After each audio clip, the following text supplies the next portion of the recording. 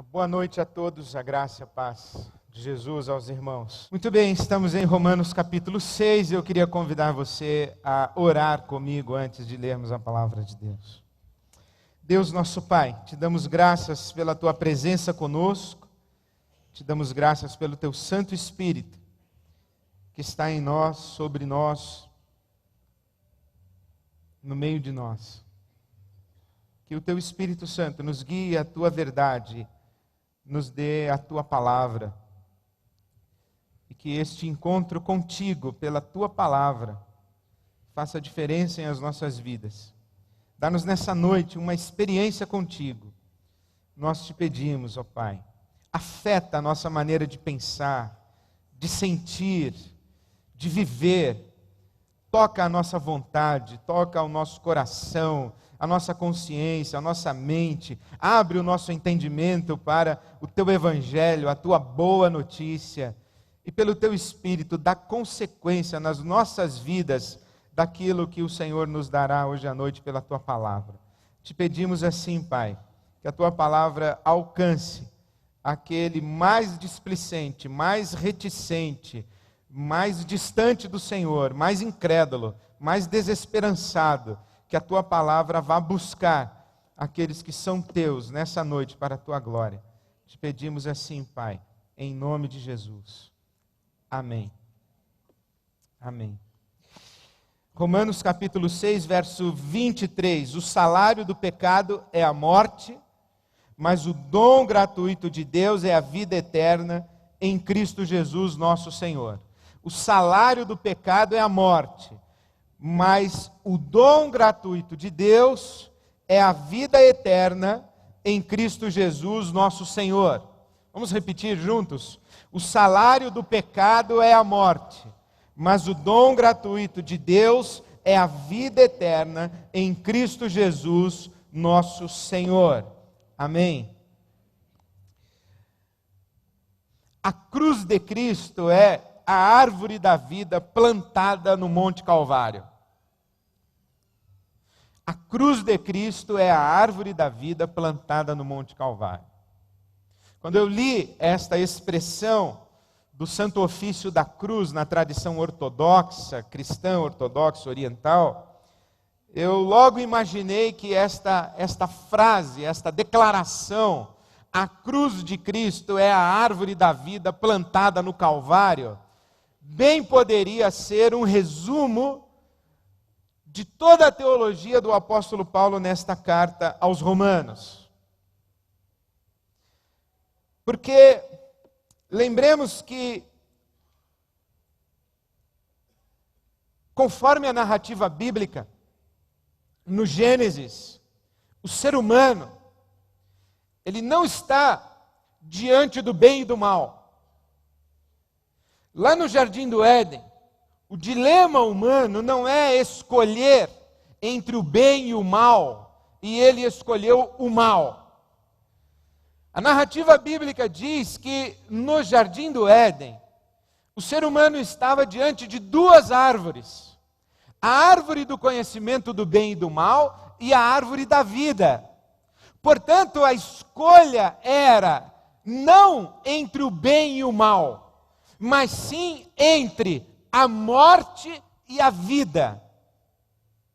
Porque o ser humano, mesmo antes de comer da árvore do conhecimento do bem e do mal, ou de praticar aquilo que a teologia convencionou chamar de pecado original, mesmo antes do pecado, o ser humano era mortal. Era mortal. Ele seria revestido de imortalidade e teria vida, a vida chamada na Bíblia Sagrada de vida eterna, ou melhor dizendo, a vida incriada, a vida de Deus, a vida divina, se o ser humano tivesse comido da árvore da vida. Ele era mortal. E receberia a vida de Deus se comesse da árvore da vida.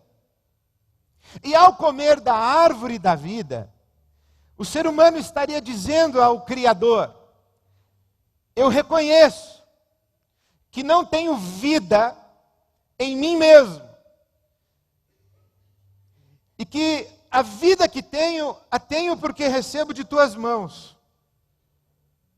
Eu reconheço que não posso dar sustentação à minha existência, senão entregando-me a Ti, para que no Teu amor, na Tua bondade, a minha vida seja sustentada por Ti. Esse comer da árvore da vida era participar, era o passo do ser humano na direção do Criador, de rendição ao Criador, para que fosse então sustentado em vida. Por isso é que quando Deus diz a Adão e Eva, para que não comam da árvore do conhecimento do bem e do mal, Deus diz assim: não coma, porque se você comer, você vai morrer. Por isso é que no jardim do Éden o ser humano está não diante da escolha entre o bem e o mal, está diante da escolha entre a morte e a vida. Ele come da árvore do conhecimento do bem e do mal, em vez de dar o passo na direção do Criador. Os cristãos ortodoxos também usam uma expressão muito interessante, a chamada pericorese, que é a dança da Trindade, a dança eterna da Trindade, que envolve todo o universo. Se você puder imaginar o Pai, o Filho e o Espírito Santo de mãos dadas, bailando e envolvendo em vida e sustentando todo o universo, o Pai, o Filho e o Espírito convidando o ser humano a que faça parte da sua comunhão e que participe de sua natureza divina. Então, a Bíblia Sagrada vai dizer que o ser humano come da árvore do conhecimento do bem e do mal, em vez de integrar-se à Trindade, ele se afasta da Trindade. Em vez de render-se à Trindade, em vez de sujeitar-se ao Deus Criador, ele pretende existir em si mesmo, como se fosse ele suficiente, capaz e tivesse condições de bancar a sua existência. Isto é, ele se afirma ou iludido, tenta afirmar-se como um ser autoexistente. E ao tentar afirmar-se como um ser autoexistente, em vez de lançar-se nos braços de Deus, ele morre. Porque nada existe fora de Deus. Nada existe senão sustentado por Deus. Nada existe senão aquilo que recebe de Deus a condição de existir, porque somente Deus é autoexistente, é incriado. Tudo quanto é criado depende da sustentação do Criador. Ele morre. E morrer significa deixar de existir. Ele não subsiste. Ele volta para a não existência. Aqui mesmo no capítulo 4 de Romanos, o apóstolo Paulo fala de Deus como aquele que chama à existência aquilo que não é, como se já fosse. Este ser humano que dá as costas para Deus, ele deixa de ser, volta para a não existência, ele cai no não ser, porque ele não está mais dentro do único ser, que é o ser divino. Por isso, acredito que já deveria estar claro para nós, a essa altura da nossa leitura de Romanos, que no entendimento do apóstolo Paulo, e especialmente na carta aos Romanos até agora, pecado não é uma questão de transgressão moral. Pecado é uma postura, é uma atitude em relação ao Deus Criador. Aqui o texto que acabamos de ler, o salário do pecado é a morte, mas o dom gratuito de Deus é a vida eterna. O texto que acabamos de ler não está dizendo que a consequência das transgressões morais é o inferno. A consequência dos pecados e dos atos pecaminosos é ir para o inferno. O que o apóstolo Paulo está dizendo, se bem compreendo, é que essa rejeição do Criador tem como consequência cair na não existência. É por isso que o dom gratuito de Deus não é meramente o perdão aos pecados. O dom gratuito de Deus é vida. Porque o grande problema do ser humano não é que ele faz coisas erradas e que Deus não gosta. O grande problema do ser humano é que ele é mortal. O nosso grande problema é que nós não somos tudo quanto Deus imaginou que deveríamos ser, tudo quanto Deus, no seu propósito eterno, desejou que fôssemos. Nós somos seres humanos ainda inacabados. Eu tenho para mim, lendo a Bíblia Sagrada, que o grande finale da obra de Deus na criação do ser humano é quando esse ser humano come da árvore da vida e é integrado na comunhão da Trindade e se torna participante da natureza divina, segundo a carta de Pedro, capítulo 1, versículo 4. Então, quando Deus olha para nós, Ele diz assim, aqui está um ser humano, mas ainda não está pronto.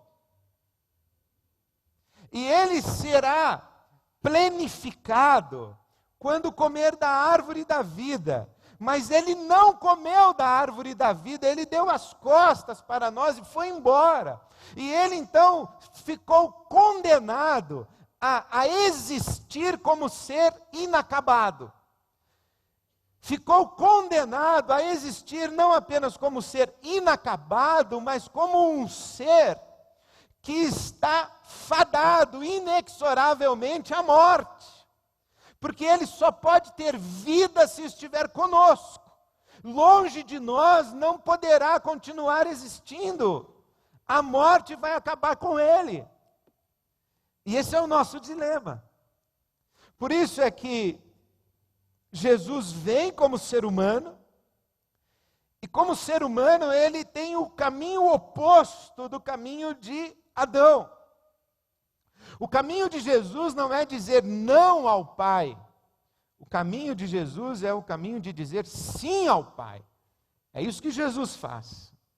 E porque ele se rende ao Pai, e porque ele se entrega ao Pai, e porque ele se lança nas mãos do Pai, dizendo, a minha comida e a minha bebida é fazer a vontade do meu Pai. Porque ele, Jesus, diz, capítulo 5 do Evangelho de João, o Filho não pode fazer nada senão aquilo que o Pai faz. Jesus sabe e está absolutamente consciente de que ele só pode ser plenamente humano enquanto ele está sujeito ao Espírito Santo de Deus. Por isso é que ele diz, o Espírito do Senhor está sobre mim. E tudo quanto eu faço é porque o Espírito do Senhor está sobre mim. É o Pai quem me sustenta em vida. Essa é a postura do ser humano Jesus Cristo. E porque ele tem essa postura diante de Deus, é que ele pode, morrendo, ressuscitar, e a morte não o retém. E é por isso que ele, Jesus, então, é o portador e doador da vida eterna que Deus concede a nós. Se fôssemos fazer uma breve síntese dessa carta aos Romanos, sublinhando alguns textos desta carta aos Romanos que costuram o seu argumento lógico, nós chegaríamos em Romanos 1,18. A ira de Deus é revelada dos céus contra toda a impiedade e injustiça dos homens que suprimem a verdade pela injustiça. Aqui se afirma que a raça humana está sob a ira de Deus. Aqui se afirma que quando o ser humano diz não para Deus, Deus diz não para o ser humano. E quando o ser humano se afasta de Deus, Deus também se afasta do ser humano e o entrega à sua própria sorte, às plenas consequências do seu ato de rebelião e rebeldia e de pretensão de autossuficiência, e isso é um ato de amor. Deus não é como muitos de nós que temos a tendência de, por um suposto amor ou um pseudo-amor, varrermos para debaixo do tapete as intransigências cometidas contra nós. Então Deus expõe o ser humano que lhe diz não também ao seu não, à sua ira. Veja que interessante como alguns pais que não expõem seus filhos às consequências de seus atos de rebelião vão criando pequeninos monstros, serizinhos tirânicos. São pequenininhos e bonitinhos, mas eles são capazes de controlar a casa inteira.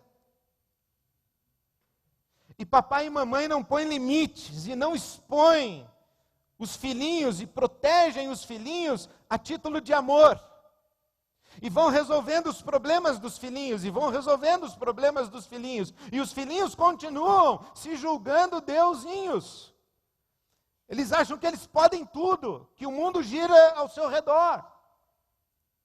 E aos poucos vão se tornando serizinhos insuportáveiszinhos.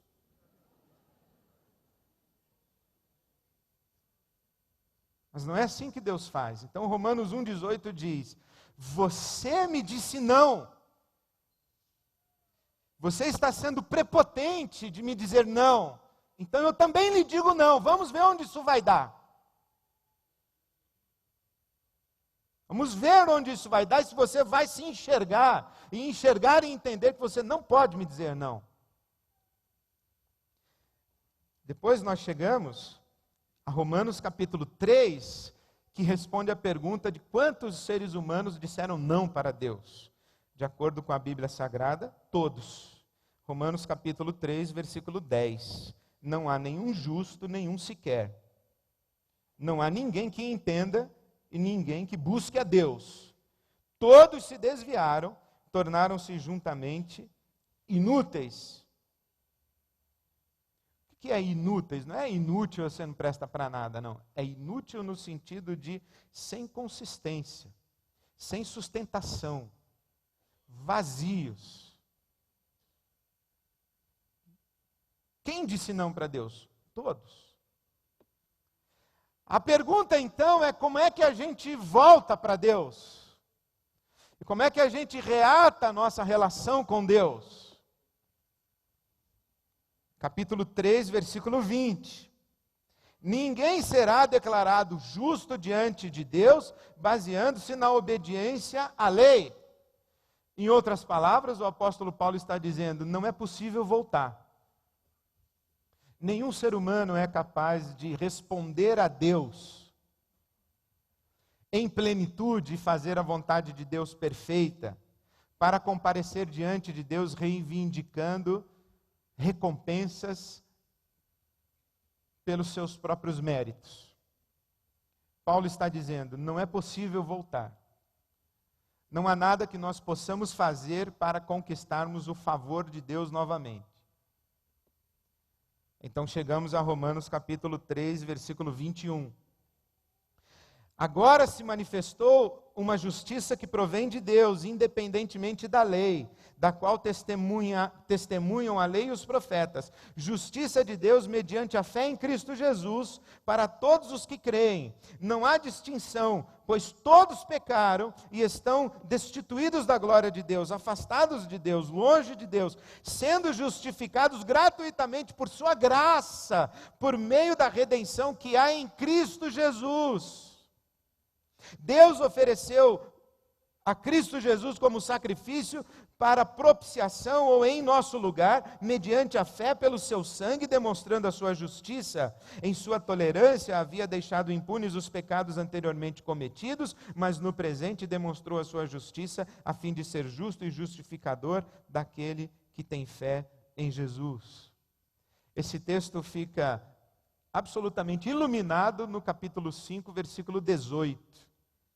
Que diz o seguinte: assim como uma só transgressão resultou na condenação de todos os homens, assim também um só ato de justiça resultou na justificação que traz vida a todos os homens.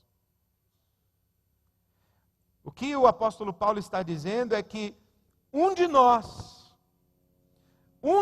que nos representava, disse não para Deus, e todos nós dissemos não para Deus, e esse um que disse não para Deus, carregou todos nós para a maldição. Mas também, um de nós disse sim para Deus, e quando esse um de nós disse sim para Deus, ele carregou consigo todos nós para debaixo da bênção de Deus. É esse o conceito que a Bíblia Sagrada vai usar e que a teologia vai chamar de justificação pela fé. Quando em Adão nós dissemos não para Deus e fomos embora, na condição em que estávamos, nenhum de nós poderia dizer sim para Deus. Então Jesus vem e se torna um de nós para que ele possa dizer sim para Deus. E dizendo sim para Deus, ele diz sim em nome de todos nós. Assim como em Adão nós nos tornamos herdeiros da morte, em Cristo nós nos tornamos herdeiros da vida divina, que é um dom que Deus nos concede. Mas tudo isso que lhes falei até agora foi a título de introdução.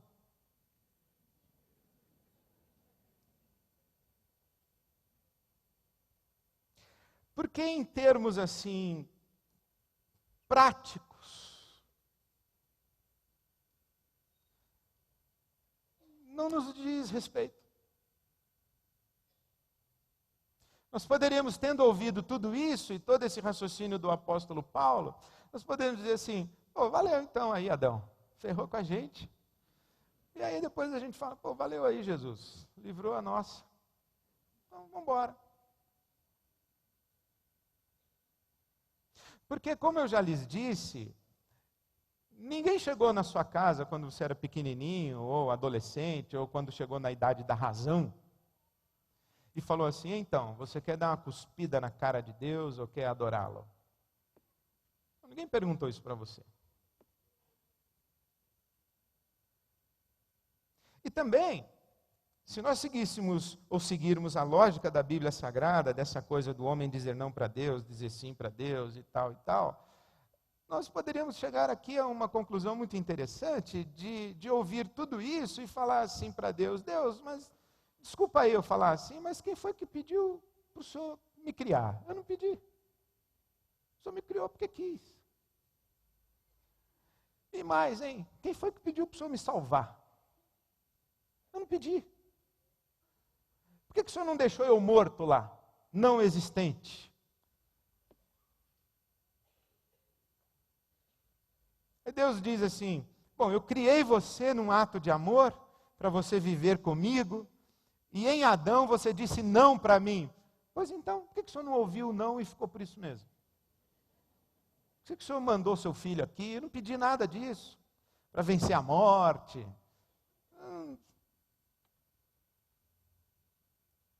Talvez Deus não tratasse essa nossa conversa com Ele com esse bom humor que eu estou tentando tratar aqui. Mas o fato é que você está aí. Sendo pedido ou não, você está aí. Você não pediu para vir à existência, não pediu para nascer. Deve estar pedindo para não morrer. Né? Você está aí. Você tem que viver. E o que é que você faz com a sua vida? Então eu queria tirar essa reflexão de até agora, do andar de cima, da metafísica, da espiritualidade, daquilo que concerne a Deus, porque tudo isso aqui concerne a Deus. Nas mãos de Deus estão todas as prerrogativas até agora. Deus diz assim: eu vou criar. Ok, Ele é Deus. Eu vou criar um ser à nossa imagem e semelhança. Ele é Deus, Ele pode criar o que Ele quiser, do jeito que Ele quiser. Eu vou criar um ser e vou definir a minha relação com Ele sendo uma relação de amor e liberdade. Eu dou amor e Ele diz se quer receber o meu amor ou não. Ok? E se Ele disser não? Se Ele disser não, eu vou amar tanto, mas tanto, mas tanto, que Ele não vai ter como dizer não, Ele vai acabar dizendo sim. E se Ele disser não e for embora de mim, eu vou buscá-lo, eu vou trazê-lo de volta. Tudo isso aí depende de Deus, está entendendo? Tudo isso aí está no coração de Deus, está na prerrogativa de Deus. Então eu digo para Deus assim: Deus, o Senhor me criou, eu vou morrer agora. E Deus diz assim: mas eu vou trazer você de volta para a vida, na ressurreição. Eu digo: tudo bem, Senhor. Tudo na mão de Deus.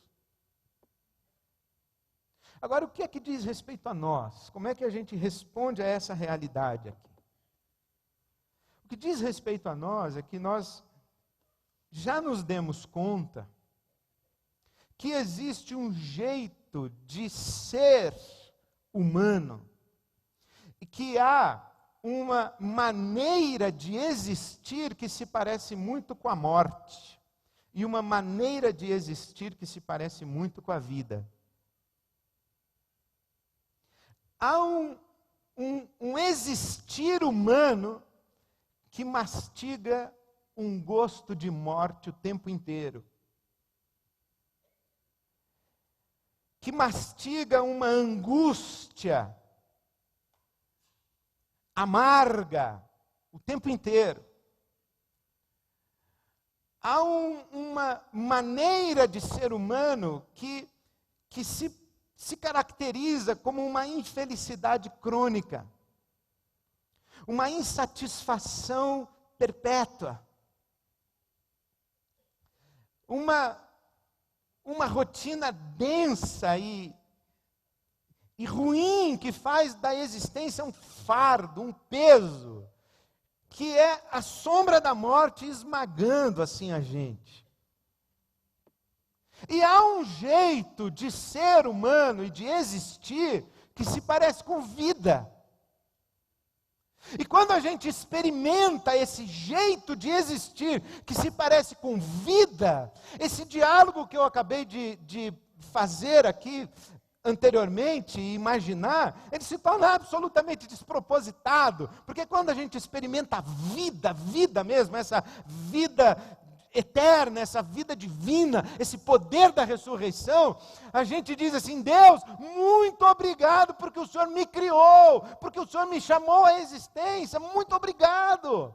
Muito obrigado porque o Senhor se revelou a mim. Muito obrigado porque o Senhor se doou a mim. Muito obrigado porque o Senhor derramou o seu Espírito sobre mim. Muito obrigado porque o Senhor manifesta o poder da ressurreição na minha vida.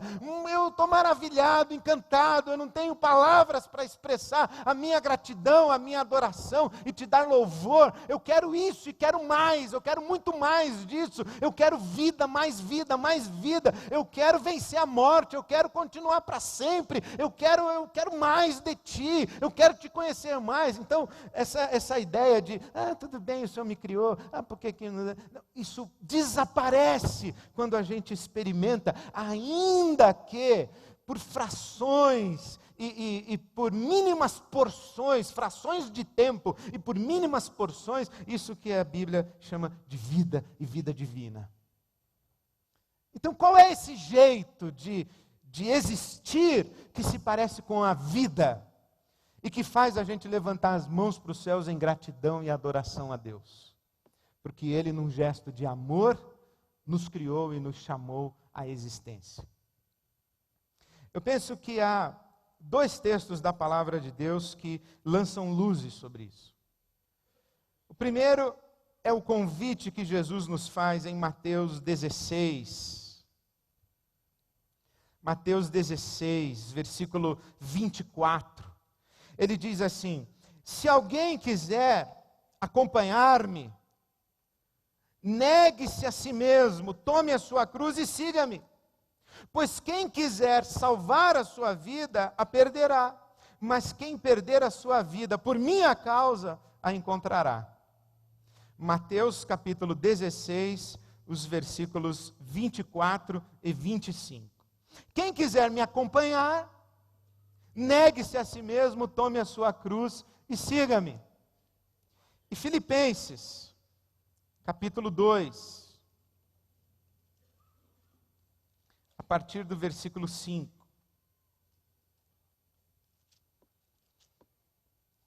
Palavras de São Paulo apóstolo: seja a atitude de vocês a mesma de Cristo Jesus, que embora sendo Deus, não considerou ser igual a Deus, que o ser igual a Deus era algo a que devia apegar-se, mas esvaziou-se a si mesmo, vindo a ser servo, tornando-se semelhante aos homens, e sendo encontrado em forma humana, humilhou-se a si mesmo, e foi obediente até a morte, e morte de cruz, e por isso Deus o exaltou à mais alta posição, e lhe deu um nome que está acima de todo nome, para que ao nome de Jesus se dobre todo o joelho, nos céus e na terra e debaixo da terra, e toda língua confesse que Jesus Cristo é o Senhor, para a glória de Deus Pai. Esses 2 textos são importantíssimos e fundamentais para a nossa espiritualidade chamada cristã. O texto de Mateus 16 é extraordinário, porque Jesus diz assim: se alguém quiser me acompanhar para onde? Acompanhar pelas ruas da Palestina, acompanhar fazendo dele o seu rabino e abandonando os outros rabinos do judaísmo da época, de então, e dizendo, não, agora eu vou seguir Jesus, a orientação desse rabino aqui. O que é acompanhar a Jesus? É reproduzir o estilo de vida de Jesus, é obedecer os mandamentos de Jesus, é abraçar os ensinamentos de Jesus e concordar com a sua visão de mundo. O que é seguir a Jesus? Seguir a Jesus é mergulhar na morte. Por quê? Porque quando ele fala, se alguém quiser me acompanhar, é logo em seguida, aquele momento em que Pedro diz assim, tu és o Cristo, Filho do Deus vivo. Então Jesus diz, agora você então recebeu a revelação a respeito de mim, você sabe quem eu sou, você sabe que eu sou o Filho do Deus vivo, eu sou o Cristo, eu sou o Messias. Pois então agora a segunda lição, saiba que eu vou para Jerusalém, vou ser preso, vou morrer e vou ressuscitar ao 3º dia. Quem quer me acompanhar? Acompanhar para onde, Jesus? Para isso aí, nós vamos lá, nós vamos morrer. Quem vai morrer comigo? Quem vem para morrer comigo e ressuscitar comigo? Quem vem? Imagine que tem uma piscina aqui que se chama morte. Isso aqui é um piscinão tenebroso chamado morte. E Jesus para aqui na beira da piscina e diz assim, eu vou pular, quem vem comigo? Mas Jesus, o senhor vai pular, o senhor vai ficar aí. Ele falou, não vou. Eu não vou ficar aqui. Porque a morte não tem parte comigo, a morte não tem poder sobre mim, a morte não tem direito sobre mim. Eu vou mergulhar na morte, eu vou atravessar, eu vou sair lá do outro lado, vivo, ressurreto. Quem vem comigo? E esse quem vem comigo tem essa conotação aqui. Quem quiser atravessar a morte comigo, pois negue-se a si mesmo, tome a sua cruz e siga-me. Esteja disposto a morrer para si, para viver para Deus. O que é isso senão exatamente o caminho inverso do caminho feito por Adão? O que fez Adão? Matou Deus para viver. Jesus está dizendo, errado. Quem mata a Deus não vive, morre. Só vive quem morre. Aí sim experimenta a vida verdadeira. Aí sim experimenta a vida divina. Qual foi o caminho de Jesus?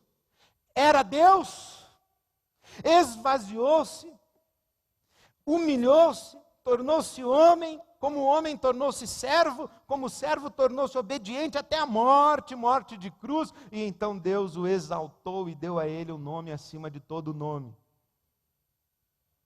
Jesus, como Deus que se esvazia, e que, entenda-me bem, por favor, quando Jesus se esvazia, ele morre como Deus. Morre como Deus. Esse é o que ele está dizendo que nós devemos fazer. Eu morri para mim, para a glória do meu Pai. Então, se vocês querem vir comigo, vencer a morte, chegar do outro lado na ressurreição, se vocês querem saber o que é vida mesmo, vida de verdade, esse é o caminho de vocês. Morram para si mesmos. Não se apeguem à sua vida. Em outras palavras, o que Jesus está dizendo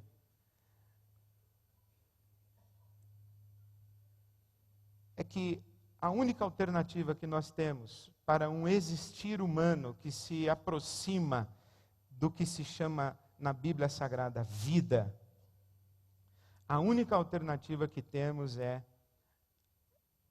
esse esvaziamento, esse aniquilamento, esse abrir mão de nós mesmos. O que faz as nossas vidas tão infernais? O nosso ego exagerado. É um ego grande demais que mastiga a morte. É essa vida autocentrada, egocêntrica, egoísta. É essa vida que reivindica para si tudo, tudo. Essa vida de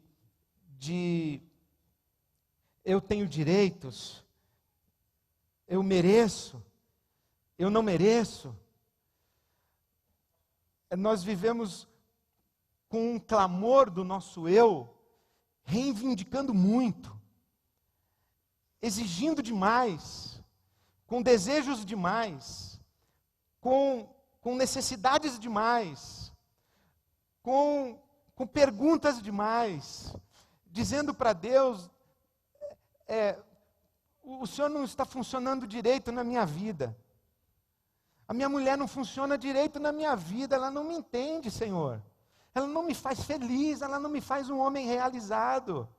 O meu marido, ele não me dá atenção, Senhor. O meu marido não me ama como eu gostaria de ser amada. Os meus filhos são ingratos, Senhor. Os meus amigos, eles não me telefonam mais, Senhor. E a gente vai reclamando da vida, a gente vai se tornando o próprio centro da existência. As nossas opiniões, elas são as mais sensatas, as verdadeiras, as mais equilibradas. Os nossos sentimentos são os mais legítimos.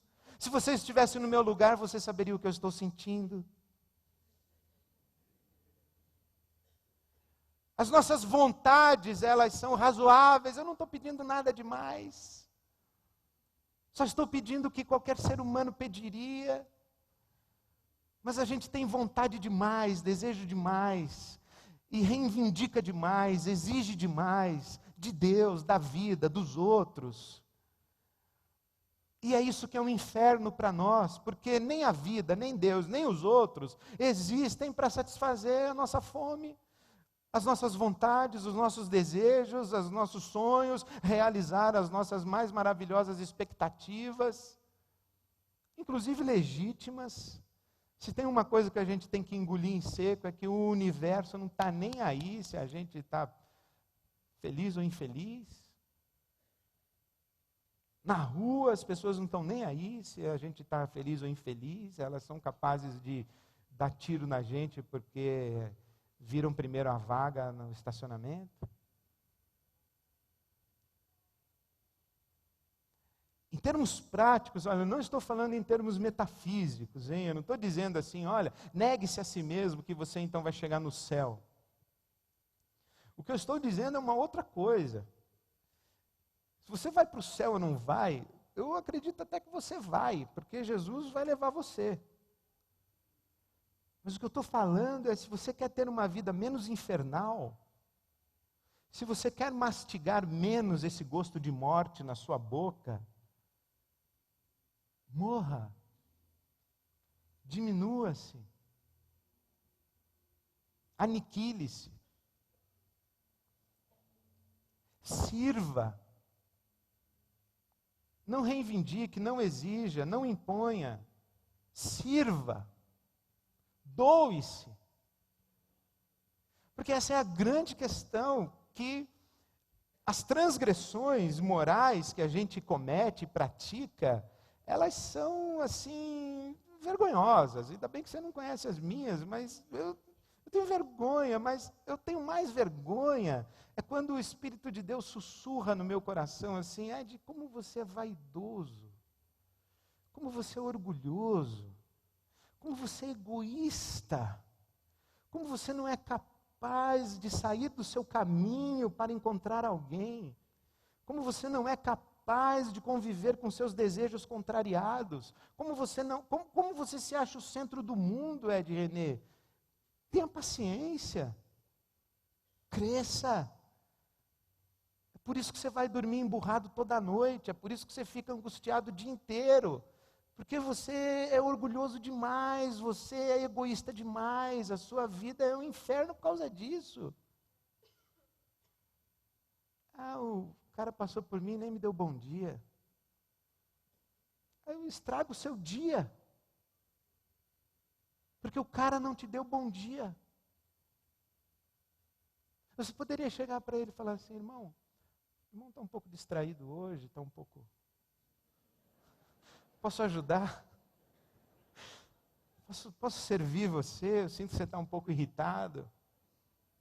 Mas não pode ser assim uma chegada meio do tipo, está um pouco irritada, né? Aquela superioridade, assim, aquela arrogância de eu sou o maduro e você é um idiota. Não pode ser assim. Tem que ser o que a Bíblia mesmo fala. Paulo fala em Filipenses, cada um considere o outro superior a si mesmo. Sabe qual é o seu problema? Você olha as pessoas de cima para baixo. Comece a olhar as pessoas de baixo para cima. Servi-las. Em que posso ajudar? Como é que eu posso facilitar a sua vida? Como é que eu posso contribuir para fazer de você mais gente? Como eu posso servir? Esse é o caminho de Jesus. Porque nós podemos e vamos vencer a morte na ressurreição, e isso é obra de Deus em nós. Porque o salário do pecado é a morte, mas o dom gratuito de Deus é a vida eterna em Cristo Jesus. Jesus já venceu essa morte por nós. Mas nós podemos vencer o gosto amargo de morte hoje. E experimentar essa vida que Jesus nos promete, respondendo a Ele, dizendo assim, eu vou contigo, Jesus. Eu vou seguir esse caminho que o Senhor abriu para mim, eu também vou para a cruz, eu vou morrer também. Eu vou abrir mão da minha vida por causa de Deus. E Jesus diz assim, então venha, porque quando você abrir mão da sua vida por causa de Deus, você vai descobrir finalmente o que é vida. Porque enquanto você está agarrado aí, a isso que você chama de vida, é gosto de morte. Você não sabe o que é vida. Então nós vamos vencer a morte por causa de Jesus Cristo na ressurreição. Mas a grande questão para todos nós aqui é como é que a gente vence esse gosto de morte que existe hoje. E Jesus falou: é só você, em vez de viver como Adão, você viver como Jesus. O que é viver como Adão? É matar Deus em favor do seu próprio eu. O que é viver como Jesus? É morrer em favor da glória de Deus. São esses os dois caminhos e as duas possibilidades existenciais que o Evangelho coloca diante de nós. Por isso nós podemos ler Romanos 6, dizendo: o salário do pecado é a morte, mas o dom gratuito de Deus é a vida eterna em Cristo Jesus, o nosso Senhor.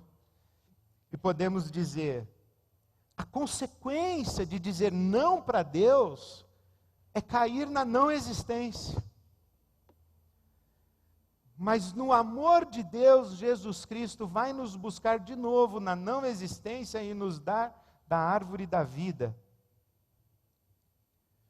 Quando a gente se deixa crucificar com Cristo lá no Calvário, a gente come da árvore da vida. Por isso é que a cruz de Cristo é a árvore da vida plantada no Calvário. É por isso que o apóstolo Paulo diz assim: se tenho que me gloriar em alguma coisa, eu me glorio na cruz de Cristo, na qual eu estou crucificado para o mundo e o mundo para mim. Por isso que o apóstolo Paulo diz em Gálatas 2:20, já estou crucificado com Cristo, e vivo, não mais eu, mas Cristo vive em mim. Agora eu sei o que é o poder da ressurreição. E eu quero convidá-los nessa noite a que celebremos a ceia em memória de Jesus, porque esse momento da Eucaristia, o momento da ceia, ilumina a cruz. A cruz. Em que Cristo morreu por nós. Mas esse momento da Eucaristia, do corpo partido de Cristo e do sangue derramado de Cristo, é um momento que também nos chama para a cruz, a mesma cruz. É nessa cruz onde a gente morre com Jesus, que a gente come da árvore da vida. Então eu convido você a comer da árvore da vida, na cruz de Cristo, plantada no Calvário. Eu convido você, mais uma vez, a morrer ali com Cristo, para que a sua vida seja banhada, iluminada, soprada pelo poder da ressurreição. E isso é uma coisa que a gente faz todo dia. No caso da nossa celebração memorial, a gente faz uma vez por mês. Talvez devêssemos fazer mais vezes, de nos reunirmos, olharmos para a cruz dizendo assim: Jesus Cristo lá venceu a morte por mim. E é ali naquela cruz que eu também devo estar para afastar a morte de mim enquanto eu existo e vivo na presença de Deus. Que o Senhor Deus nos abençoe e nos dê de comer desse fruto bendito da árvore da vida que é Jesus. Amém.